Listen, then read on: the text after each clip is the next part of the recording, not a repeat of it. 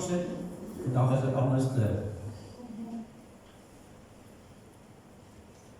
Voor ons begin, wil ek net 'n skrifgedeelte met julle deel, en voor ek daar gaan, wil ek net vir ons almal 'n gebed doen.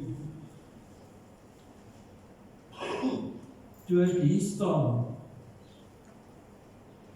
toe sê die Heilige Gees, gaan heen, ek het jou vergewe, ek het jou sondes uitgeblot, maar wees verseker, gaan leef heilig, afgesonder, soos hy vir ons 'n voorbeeld gegee het.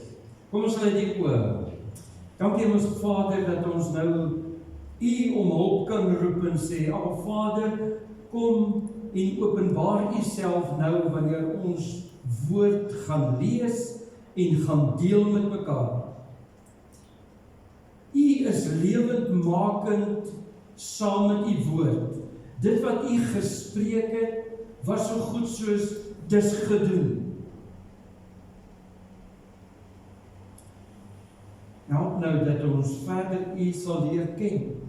En stoor hierdie inligting, hierdie woord van U, wat Rema woord is, permanent in ons binneste, in Jesus Christus naam. Amen. Die tema van vandag is klein en simpel, baie eenvoudig. En die woord sê, ons moet vir hom getuies hier op aarde wees.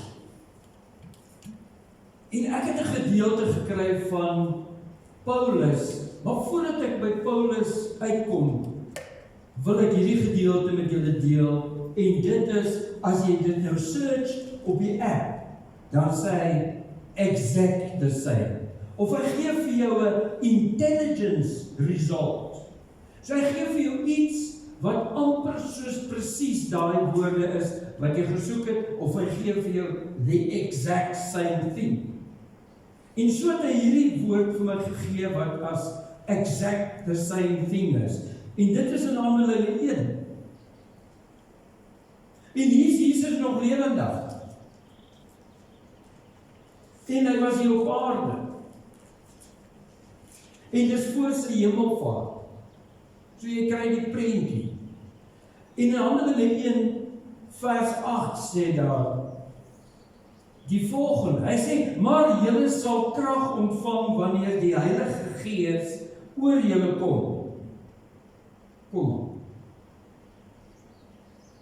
Hy sê jy gaan krag kry. Maar luister, hoekom? Hy sê, en julle moet. Nou kyk as my ma vir my gesê, jy moet die deur saggies toemaak.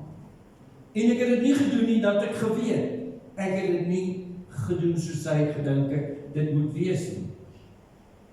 En daar was sekere gevolge. So, hier sê die Here, Jesus Christus, voordat hy in die hemel opgevaar het, hy sê, en julle moet my getuies wees in Jerusalem, in die hele Judea, en Samaria, en tot aan die einde van die aarde. So ek het vir julle die opsie gegee. Ek het vir gesê, as jy wil, en jy voel, jy's gedryf deur die Heilige Gees, jy's welkom om volgende Sondag te kom getuig. Hoe lenient was ek nie? As dit Jesus was, was dit 'n heel ander storie. Dan was dit definitief nie dieselfde. Maar kom ek skiep vandag, want ek moet my nou haas met die einde, dat ek julle kans kan gee. Handelinge 9 gaan spesifiek oor die bekering van Saulus, wat eventueel Paulus geword het.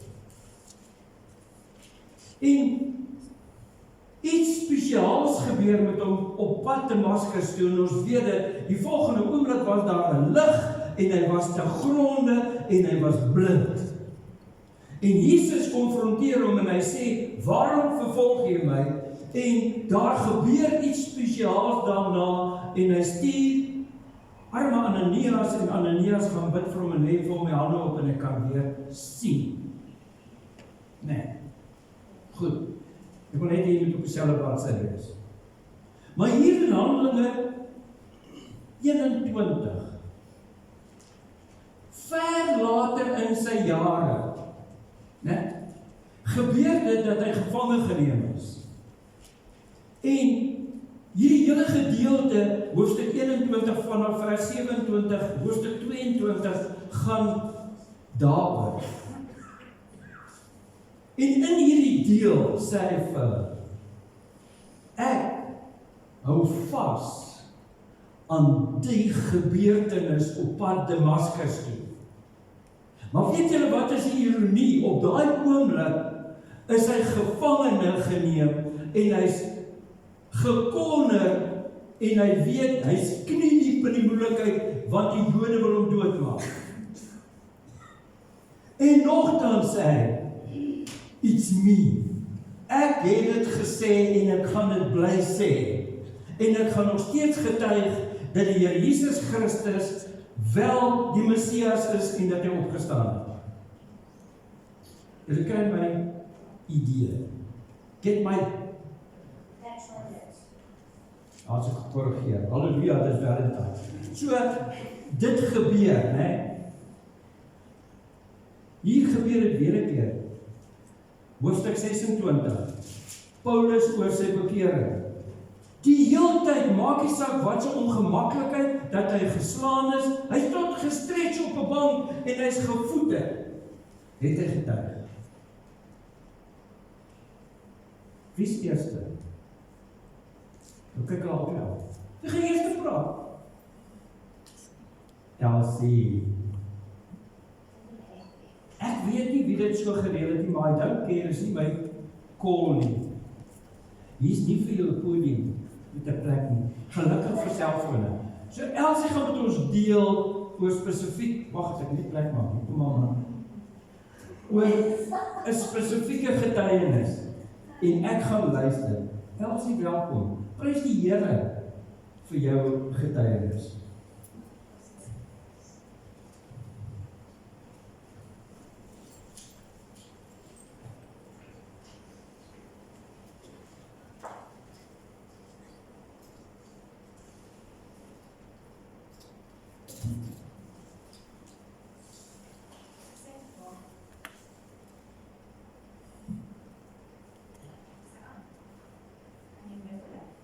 Nee.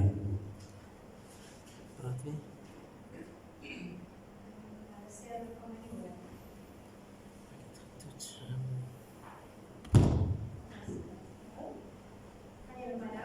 Nee. Okay, ek gaan probeer antwoord. Jy sê moet wat hulle neem dit op. Ja, wel, my stem is ook net, dis net as ek skree. Skree vir die Here. Skree jy nou die kaas, hy's 'n klank man. Skree.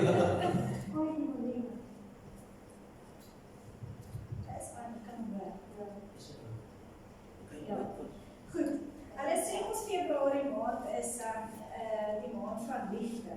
1 Johannes 4 vers 8 sê vir ons dat God is liefde. En in Johannes 3 vers 16 lees ons, want so lief het God die wêreld gehad, dat hy sy eniggebore seun gegee het, sodat elkeen wat in hom glo, nie verlore mag gaan, maar die ewige lewe kan hê. Dit is 'n liefde wat ons eintlik nie vir onsself kan indink nie. Dis 'n volmaakte liefde, dis 'n liefde wat vrees wegdryf. En ja, ek glo as dit ook nie vir hierdie liefde was nie, wat ek nie gesien en beleef het in my lewe nie, dan sou my lewenspad maar pretty moeilik gewees het.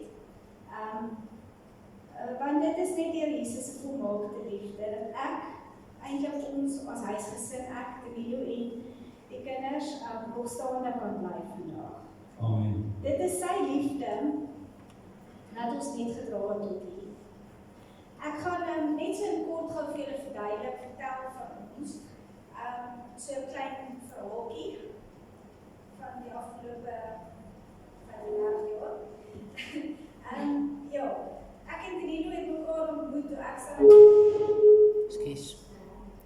standaard 7 was en hy in matriek was, so ons is skoolliefde en ons is al van daai tyd af saam.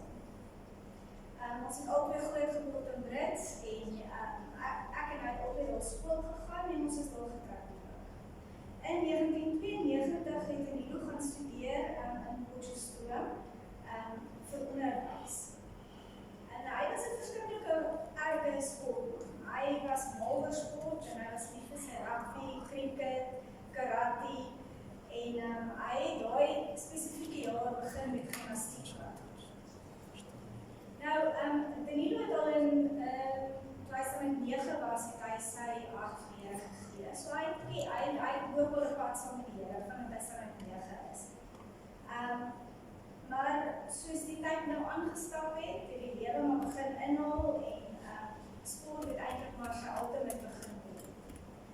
Hy was sportmal en hy het eintlik min tyd met die Here spandeer. Tog het hy nog steeds geglo.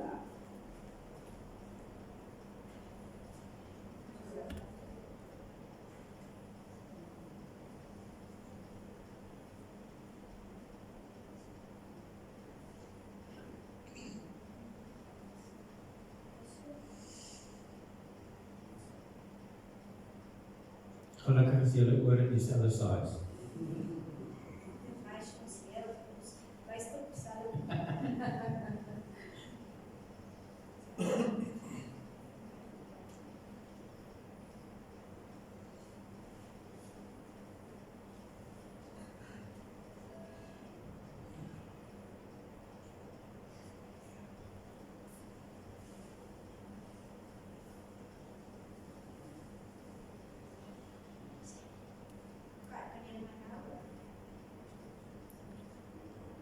Kan jy my nou beter hoor? Daar is 'n nou kom jy deur. Nou kan ek myself hoor. Okay. So ja, hy was 'n groot sportman en sy tyd saam met die Here was nie so baie gewees soos altyd nie en maar hy het nog steeds geglo. In sy eerste jaar was hy eerstejaarsleier en sport het toe hy die student se lewe 'n bietjie oorgevat. En hy het intussen 'n verkoue opgedoen en een uit sy hart gereis. So 19 jaar ouderdom het hy net een aand in die kampus in mekaar gesak en 2 hartaanvalle gehad. Hy was 7 minute klinies dood. Met ander woorde, hy was 7 minute sy hart glad gedood. Die dokters het hom vinnig weer bygekry. Maar hy was vir 3 dae in 'n koma gewees, so hulle het nie geweet hoe gaan hy lees as hy daar uitkom nie. En toe hy wakker word, is die eerste ding wat hy vir my vertel, is hy was in hierdie donker plek gewees, waar jy niks kan voel nie. Jy kan nie grond voel nie, jy kan nie agter of voor jou voel nie, jy kan niks waarneem nie. Al van vooraf het 'n lig geskyn. Baie helder lig, maar dit is 'n lig wat hom nie verblind het. Uit die lig uit het 'n stem gekom. En al wat die stem gesê het, is ek vir jou is, wie kan teen jou wees?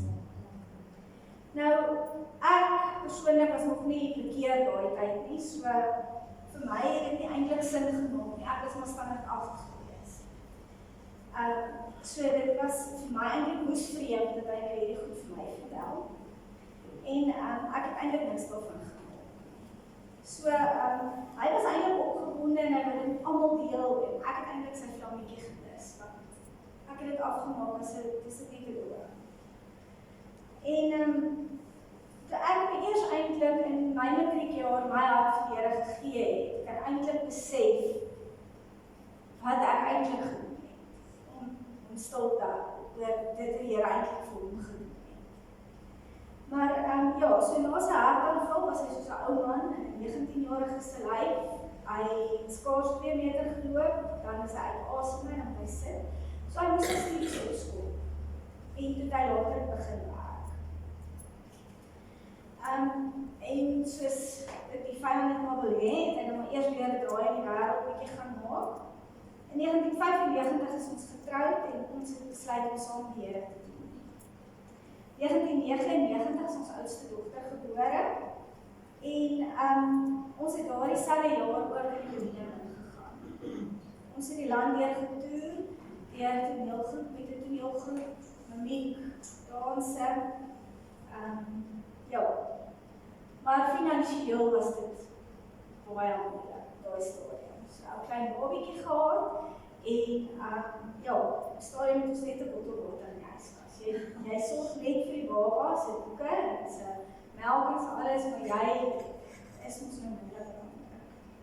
Maar ons het die een aand sonder kos gaan slaap nie. God het altyd voorsien. Daar het mense aan ons deurgeklop met sakkies en sakkies, kruideniers wat luxuries wat ek nie eers gekoop het op daai stadium ooit nie. En ek is 'n baie trotse mens van die wat julle wat my ken, so ek sal nie vir jou sê ek het die kos in die huis nie. So ek gaan eerder honger slaap, maar die Here het daai spesifieke mense op ons pad gebring vir 'n rede. Ja, maar die Vader het ook geweet waar ons swakpunte. En hy het ons daarop getackle. En dit was ongelukkig Danilo se gesondheid in ons huwelik. Om in die bediening te staan is nie altyd so maklik nie, en word getaak van alle kante af. En jy kry soms die ding van, Here, waar is jy? Kom gaan ek, probeer jy, kom. Maar as ons nou terugkyk, dan dink ek, dis wat ons staande gehou het, want dit het ons geloof versterk. Dit het ons op ons knieë gehou en ons het, die Here het ons naby gehou. Dis wanneer ons met hom reg kan praat. Ons was afhanklik net van hom. Hy het ons eerste lief gehad. In 2005 is Ella gebore en in 2007 ondergaan Danilo sy eerste massiewe operasie. Hy het klomp nie kwartårige gewas op sy dikterm gehad en hulle moes dit verwyder het. So was hy vir 2 maande af en hy kon nie glad nie bedien nie en ons kon glad nie week of dans of enigiets doen nie. En ja, nou dat ons ouer is dit nie dat ons nie wil doen nie, maar ons jou liggaam kan dan nie meer al daai snaakse bewegings doen. Goed, in 2016 kry ons was toe nou nog in die bediening, maar kyk, Danilo kry ook iets brand, dit is nie meer in jou bene knyp die senuwee die lewe kan mens gesê ek het dit bediening. So hy moet in al 2 bene moes hulle omsny en verlossing gegee, sodat hy nie sy bene kan verloor nie. Deur 6 weke in Bloemhoed, so het ons al hoe minder begin bedien, want sy liggaam het al hoe minder al swakker begin. En dit is baie moeilik om die talent wat God vir jou gegee het om sy naam uit te leef, nie te kan gebruik. So dit is nogal, dit is iets waarmee een mens met vrede maak en jy wil nie eindelijk nie. So in 2018 word Danilo gediagnoseer met epilepsie. Hy het verskrikkelijk epilepsie gehad, hy het soos 10 aanvalle 'n dag gehad. Dat die dokters op die stadium gesê, as hy aanhou met die aanvalle, gaan hy breinskade begin kry, en sy brein kry nie genoeg suurstof nie. En ja, en hy het so 'n bietjie van sy groot motories aangeraak, en dit het hom so 'n bietjie minder beweeglik gemaak. Hy kan nie meer so maklik beweeg soos hy altyd gedoen het nie. Sy sportieve liggaam wees daar nie heen. Maar daar was tye wat ons maar net saam gehuil het en gevoel het, jy weet nie meer nie, dit voel of jy moe wil voel. Maar sy laat het hom ongeskiktheid nie, is ongeskik geplaas en in 2021 kry hy COVID en hy beland vir 2 weke in koma. Sy suurstof was 60 en die dokters het nie baie hoop gehad nie, maar vader het besluit sy werk op aarde is nog nie klaar nie. So in 2022, toe kry ek Danilo daar in by die sportgronde, dis om rugby wedstryd te kyk en hy sak in mekaar, hy begin 'n aanval te kry en die aanval hou met aan stop nie en hulle moes hom toe in 'n koma sit vir hulle sy oorspronklik vir 3 dae gedoen het en toe hulle hom wakker maak toe wakker. Met die gevolg is hy toe vir 'n hele maand in 'n koma gewees. Maar die dokters het my voorberei. Ons daar gesit en ons hoor dat hy nie genoeg suurstof gekry het. So wat gaan gebeur is, hy gaan minder breinskade hê. Ek gaan hom nou versorg by die huis, want hy gaan 10 teen in bed wees. Dis wat die dokters gesê het, maar ek het net gesê, dis jammer, ek aanvaar dit nie. Hulle het ook gesê, sal hy nie breinskade hê nie, sal dit om 3 maande vat in die rehabilitasie, weer te kan loop, weer te kan probeer praat. En ek het net gesê, ek aanvaar dit nie. Maar mense, jy weet nie wat is dit, voordat jy nie in so'n situasie is. Ja, dit het my geleer dit.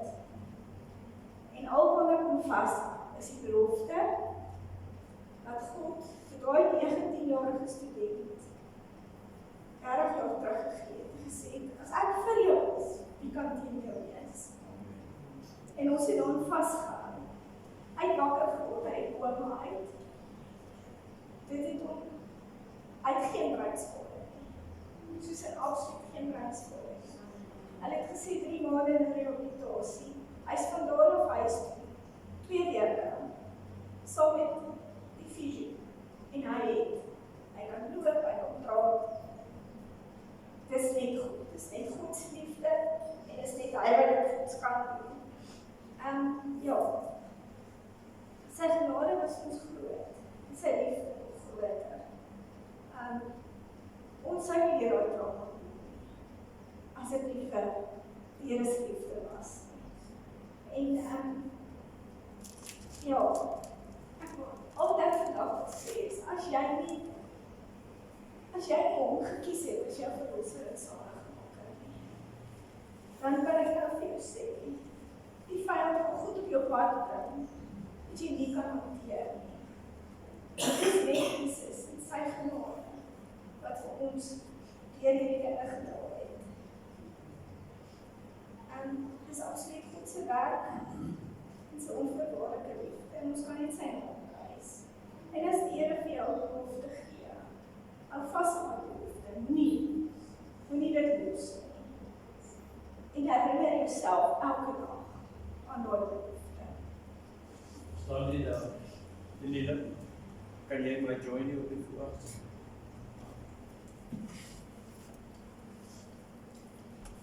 Weet jy of my klank anders is?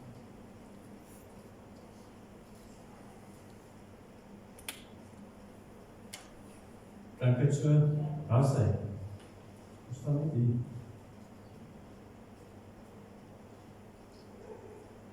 Ek wil net vir die wat hier sit, waar is nie, maar ons waar dit.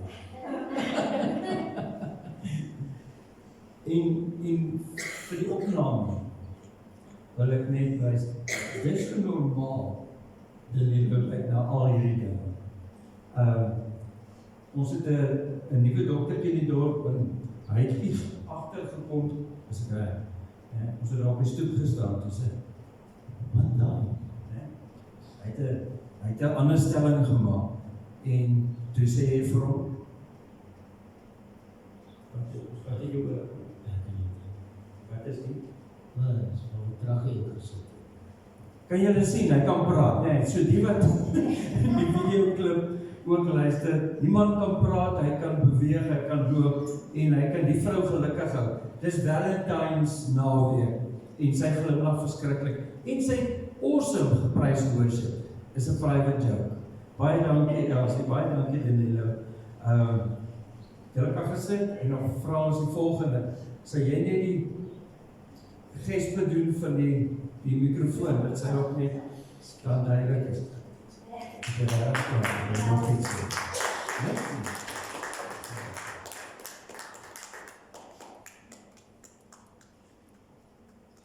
Mense prys die Here, al wat ons kan sê is, jy verstaan nie, wanneer jy deur die dal van doodskade weer beweeg het, hoe God jou kan bystaan en ondersteun.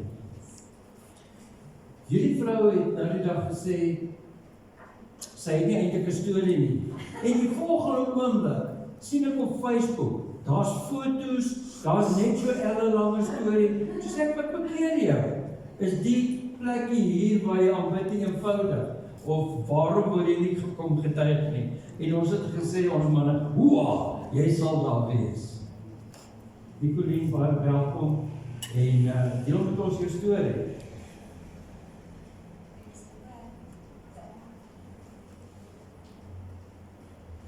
Nou kyk jy op my kies en ek hoor vir mense te praat. Hierdie is vir my 'n vreeslike groot storie om nou te sê, maar Ons is nie mense. dit is deel van die familie, so dit maak dit makliker.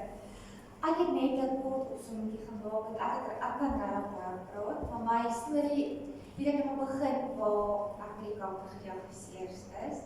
Hierdie maand staan ek 7 jaar daar. En ek kan absoluut net vertel dat dit net God se genade was. Waarom ek het sy hand in my lewe beleef in die tyd. Maar my storie begin en eindig nie net daarmee. Ek is in 2018 na 7 maande van toetse en 'n moeilike padstap van hoe dink ek is ek gediagnoseer met stage 4 non-Hodgkin's lymfoom op my been begin het. Dit is 'n vreeslike skaars plek om te begin. Van die statistieke onder lymfooma alleen is daar vreeslik baie afdelings. Die spesifieke kanker het op daai stadium was daar net 2% in die wêreld wat gediagnoseer is. So dit was regtig 'n moeilike pad. Ek het 'n wonderlike onkoloog gehad wat saam met my pad gestap het en hy moes self terug ontwikkel. So dit was nogal, maar ek het fantastiese dokters gehad. Maar in 2018 het my geleer hoe broos 'n mens se lewe kan wees. Dit was 'n tyd toe my geliefdes vir my letterlik asem opgehou het. Daar was daarvan vrees, vrae sonder antwoorde. Oomblik wat ek nie geweet het of ek my môre gaan haal nie. Maar ek was nooit alleen nie. Ek het die wonderlikste seun daar in my lewe gehad, my man. Hy was altyd daar en sterk. Hy het my vasgehou wanneer ek gebreek was. Hy was sterk toe ek nie meer kon nie. Hy het my lief gehad sonder voorwaardes. Selfs op myself as ek het om sterk te wees. En ek weet, ek het al my hare verloor. Ek het gewig opgetel 20 kilos in 'n kwessie van 3 maande. Dit was moeilik om 'n tweede huwelik wat op daai stadium was ons 4 jaar getroud.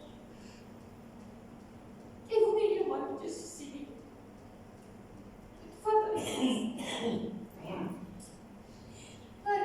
kies ek met die bril op afval.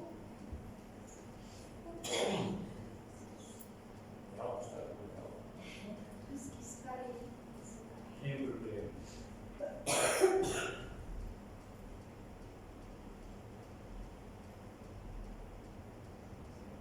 Ons verstaan dis 'n emosionele storie. Ja, ek weet nie veel van die bril kan lees. Maar raai maar.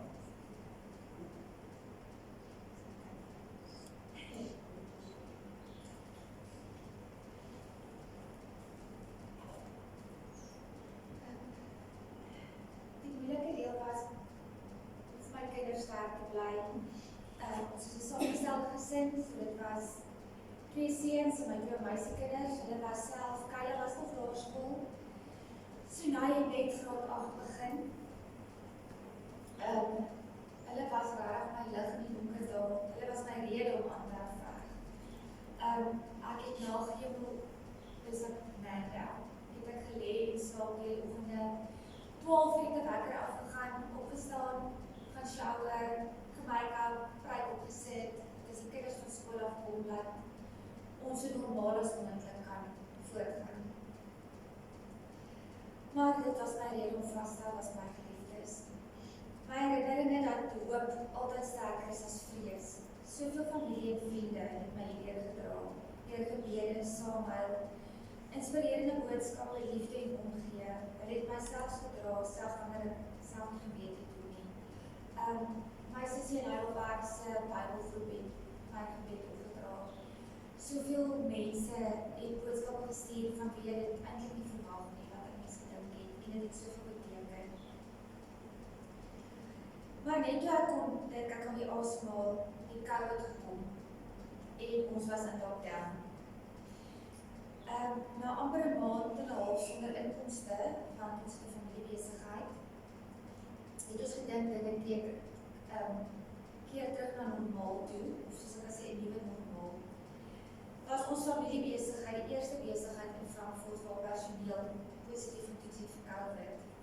Nou, in daai tyd kan julle onthou, almal met COVID was back off. Ons was verplig om vir 2 weke te sluit. Ons moes isoleer as gesin, almal wat werksaam was. So nog 2 weke sonder inkomste, sonder werk. Die departement van gesondheid was absoluut op ons keus. Hulle het ons selfs by die huis kom besoek, verrassing met besoeke om seker te maak ons isoleer.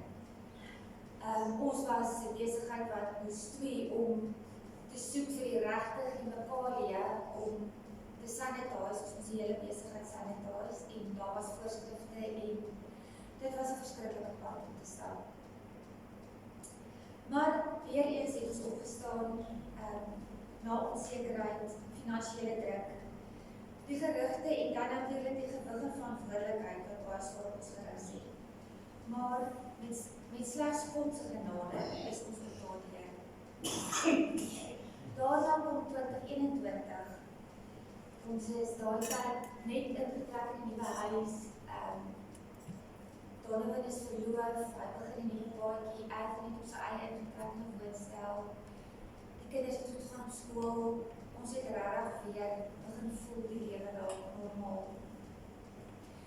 Maar kort daarna, in 2021 op 8 Junie, is ons seun Donovan dood in 'n motorongeluk. Dit is so pyn wat jy nie vir iemand kan beskryf in woorde nie. Die stilte in ons huis, in ons hart. En daardie seisoen het ons nie antwoorde gehad nie. En ek het geweet ek moet daar vashou aan my man, aan my kinders en aan God om ons hierdeur te dra.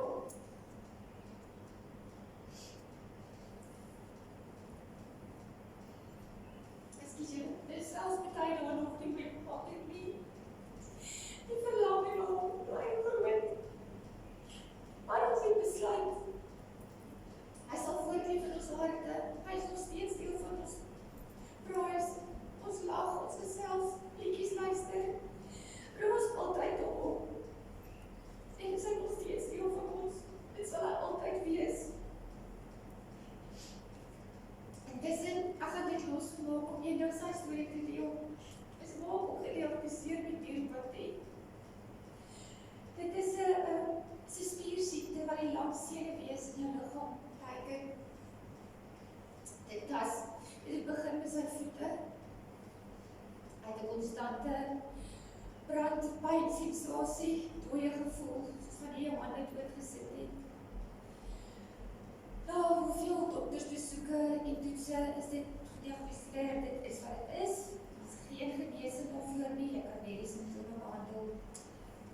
Ongelukkig is een van die grootste eer stres. En die laaste paar jaar het oorgeskep na sy hande toe. Waar dit so moeilik maak en regtig sy daaglikse lewe aantas. Maar ons staan nog steeds. God het wonderlike dokters op elkeen ons pad gebring wat ons gehelp het. En medikasie wat maak dat ons kan dit saamleef met dit.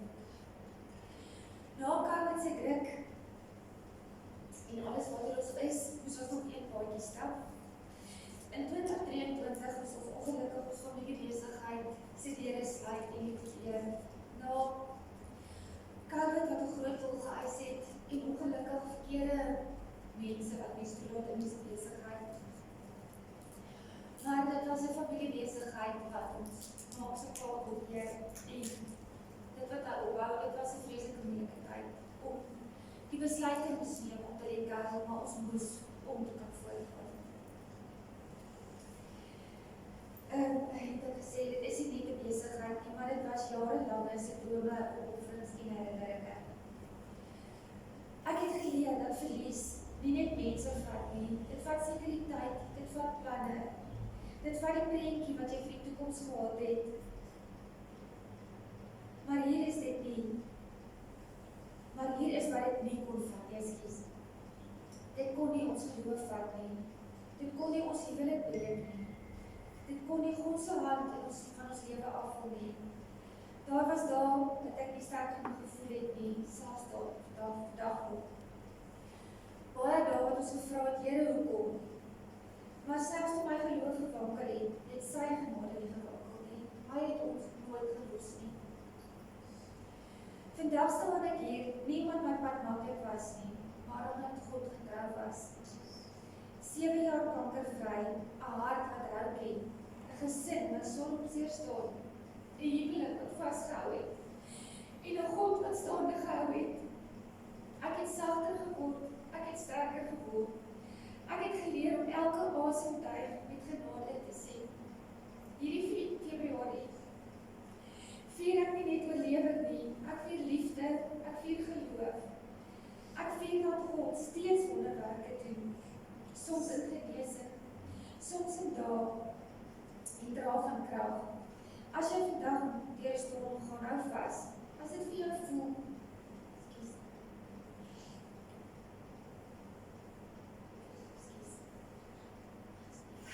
al voel dit stil, al voel dit donker, weet net God is daar, hy los nie sy kinders nie.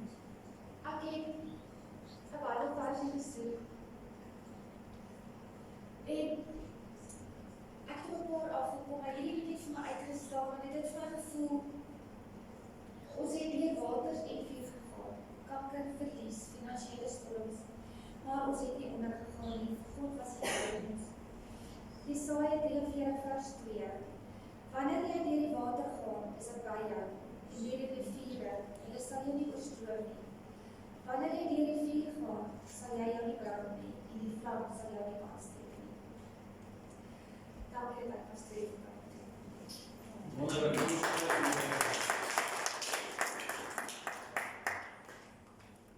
Kan ek vra Danilo, Elsie, Mark, ons staan hier so. Ja, Danilo, jy wat kom.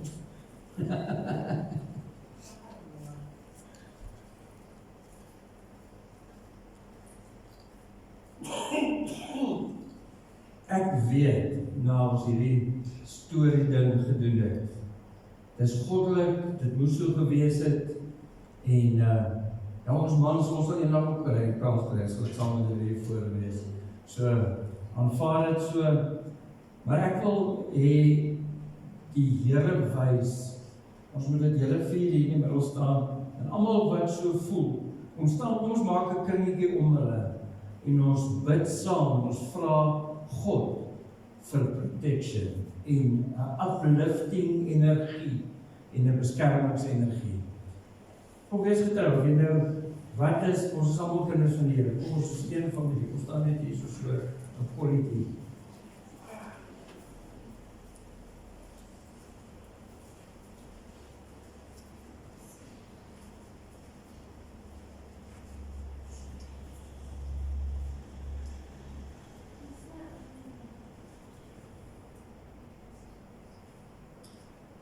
Dankie Here dat ons hierdie geleentheid gehad het om te kan getuig van u goedheid en guns, van hoe u bonatuurlik werk en nog steeds sorg, genesing bring, oplossings vir antwoorde, enige iets wat ons dink onmoontlik is.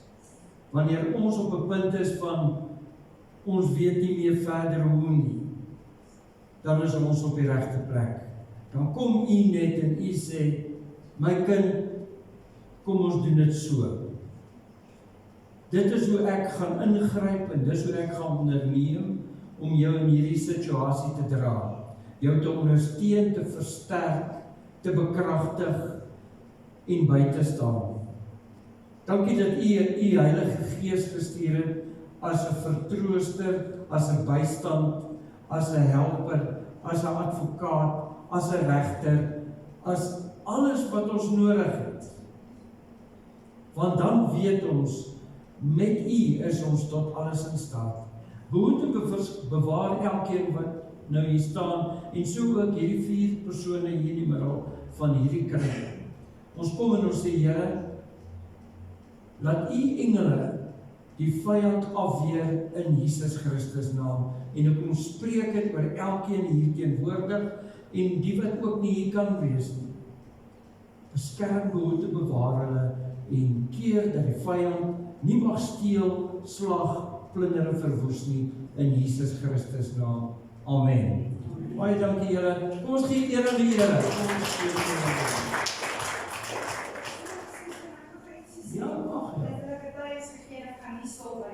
Amen. Yes. Maar net so maandag. En as ek Loof het die gesê Here. dat ek dit uitdoen, soos dit kan ek vra. Pragtig. Kom. Kan ons gee die man.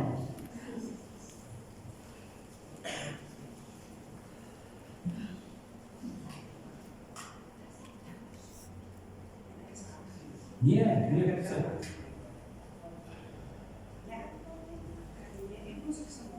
Ek kan nie oor wees nie. Pastoor daar nie kan my hoor. Kan jy my nou hoor? Okay. Wat gebeur het is eintlik so amazing en dan probeer ons mense vandag nog steeds om God se wonderwerke en tegnologie. Nee, daar's 'n rede vir dit. Daar's net een rede as God 'n wonderwerk in jou lewe doen is dat ons dit net raak sien en aanvaar. My man was laas jaar in die buiteland. En hy het nou teruggekom en so het ons boekhouer Elsie na my gekom en gevra waar's Pieter se IRS goedjies wat dit moet ingelees word by SARS.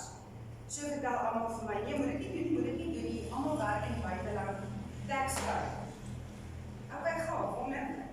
Januarie gee ek al my man se goed vir Elsie, my boekhouer. Ek sê, soos Pieter se goedjies. Intussen is my skoonma oorlede, so Elsie het nog nie ons goed uitgekom nie, en maandag kry ek 'n boodskap van haar af. Maar dit sal hoekom het Pieter nie tax betaal in Amerika nie. Ek sê, maar ek weet nie, dis mos nou. Maar as hy stuur vir my foto's van Pieter se e-filing en sy. Ek sê vir hom, maar wat is hierdie bedrag wat jy nou vir my stuur, wat gaan aan? Sy sê vir my, maar dit sal julle skuld SARS R300,000 vir tax. Vir die tydperk wat daar was geen tax inkomste vertoon. Ek sê vir haar, dit is onmoontlik, maar ek voel hoe die bloed uit my liggaam my dreineer, want weer R300,000. Dis nie wat ons gedink het gaan gebeur nie. En sy is ernstig. Sy sê vir my, hy het vir 9 maande daar gewerk en moet inkomste vertaal. Hy moes federal tax betaal het. Ek e-mail almal. Ek vra die mense wat vir gewerk het, vra ek, hoekom het my man nie tax betaal nie? Nee, sy stuur toe net 'n klein e-mailtjie terug wat sê nee, hy het nie tax betaal nie. Ek weet hy het nie betaal nie. Ek sien dit maar hoekom. Maar ons kry dit nie 'n antwoord. Ek sê vir Elsie nou, wat nou? Sy sê, maar dit sal SARS aan die geld van julle vereis, want dis inkomste wat in Suid-Afrika ingekom het wat julle moet nou tax betaal. Ek is flat, ek bel hom, ek is teen die grond, want wat nog? Dis daai van wat nog, Here? Wat nog? Jy weet daai. Bel hom, sê vir hom, ekskuus nie, dis wat tax van ons wil hê, wat SARS wil hê. Nou baie Italiaanse woorde geuiter, maar dit help nie. En ons is daar, en Elsie sê net vir my, ek moet hierdie goed submit, julle gaan dit moet betaal. Sy sê ons gaan wel vra dat julle dit afbetaal, maar hulle gaan nie minder as 20 of 30,000 per maand vat. Sy sê dan is die kans as jou man weer buiteland toe gaan, die geld wat met sy rekening opkom, gaan SARS vat. Want hulle mag. Dinsdagoggend kom my bediende van 18 jaar in die huis in. En sy sê vir my wat is fout. Sy sê ek voel so iets, sy sê lekker nie. Vertel haar die storie. En sy het ons maar gryp ek haar kop vas. Ek sê dalk jy gryp jou kop vas nie, ons moet daai geld kry. En ons almal loop nou regtig kop onderste bo ons is down, wat hoe nou? En so sê Elsie vir my die volgende. Sy sê jy weet SARS mag alles omvat om hulle geld te dek. Maar as jy kom na my toe, sy sê vir my, of my bediende, ek sê nou Ousie, want ek ken haar so, sy is eintlik Ousie van haar. Sy kom na my toe, sy sê vir my, maar ons moet bid. Sy sê, gaan jy omgee as my pastoor ook saam bid? Ek sê, nee asseblief. Nou, dis al wat ons gaan deurtrek, is die Here, nou moet hy antwoorde gee. Dit was 9 uur. 10 uur, dus haar pastoor sommer by my huis. En hy sê vir my, ek is hier om te bid, ek weet nie wat is jou probleem nie. Hy sê, maar op pad na jou toe, sê die Here vir my, ek moet vir julle woord gee. Psalm 43 sê, wees stil en weet dat ek God is. En ek sal vir julle bly. Julle hoef net stil te bly. Nou sê ek van, weet jy waarvan jy praat, 300.000 is nie klein geld nie. Maar ek sê toe vir my, ek is reg. Ek vertel dit nou aan die ander kritiek, want ons doen nou tussen ander dingetjies, soos mense wat my man se kanse in die buiteland binne gemaak het deur lelike stories van hom te vertel. Familie, my eie kinders. So bid ons toe nou sommer vir dit. En hy het op sy knieë gegaan en hy het net eenvoudigheid net aan die bid gegaan dat ek nader aan die huil gegaan het, want hy bid so. Dis so magtig, dis asof op daai oomblik ervaar ek die Heilige Gees in my huis. En ons is klaar en hy het opgestaan en hy sê vir my, alles van reg kom, die Here gaan alles vir julle uitdraai, jy moet net glo. Die Here sê hy weet wat hy vir julle wil hê. Voorspoed in die teenspoed nie. Toe sê hy vir my, asseblief julle moet julle geloof hou. Hy sê maar julle is 'n familie met 'n familiebesigheid. Hy sê maar julle is te bang om te begin, want julle het nie kapitaal nie. En julle is bang wat mense gaan sê. Hy sê, terwyl ek gebid het, die Heilige Gees vir my gesê, staan op julle voete en begin, die Here sal voorsien vir wat julle nodig het. Dus het nou klaar en hy is huis toe, maar die probleem van die 300.000 rand is nog nie opgelos. Ons weet nog nie hoe om te maak nie. Ek sê vir Elsie, hoe kry my kinders dit reg om vir 10 jaar oor te gaan en nooit hierdie goed gebeur met hulle nie. Toe sê sy, maar dit is alles gelukkig. Sy sê, want die dag as hulle opgetel word, is dit miljoene. Sy sê, as hulle in Amerika opgetel word, dat hulle nie federal tax betaal nie, sy sê, hulle kan hulle toesluit op. Sy sê, so dis absoluut genade dat jou kinders nog nie. Nou, toe sê ek, maar hoekom gebeur dit dan met my? Hoekom met ons nou? Dis die eerste jaar wat ek gaan buiteland. So ek moet dan gaan vir my kinders die hele proses gaan verduidelik, dat hulle verstaan, maar ek weet nie of hulle iets saamtrend gaan doen nou. Aan hulle kant en nou nie aan ons kant. 3 uur kry ek 'n boodskap WhatsApp van Elsie af.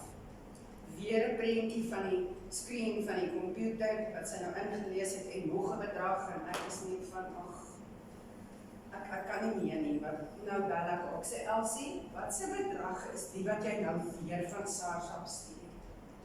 Maar Elsie huil. Okay, Elsie raak rustig, wat sy sê, maar dit sal julle skuld SARS niks. SARS skuld julle.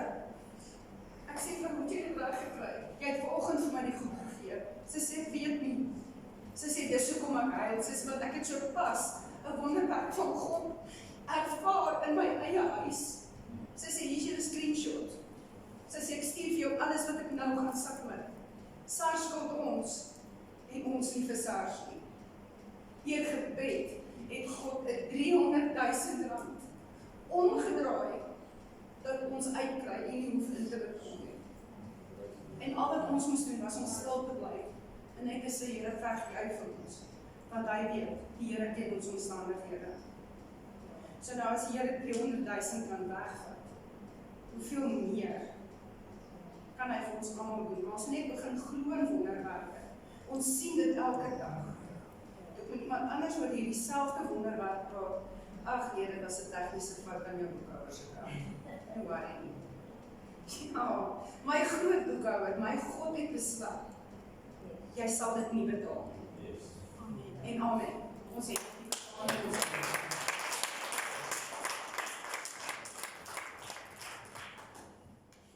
Weet jy goed, kom ons sluit af met die laaste lied en dan gaan ons die seën uitspreek en dan gaan ons lekker koue water en koekies, tee en koffie in die saal geniet. Kom ons staan, kom ons eer die Here.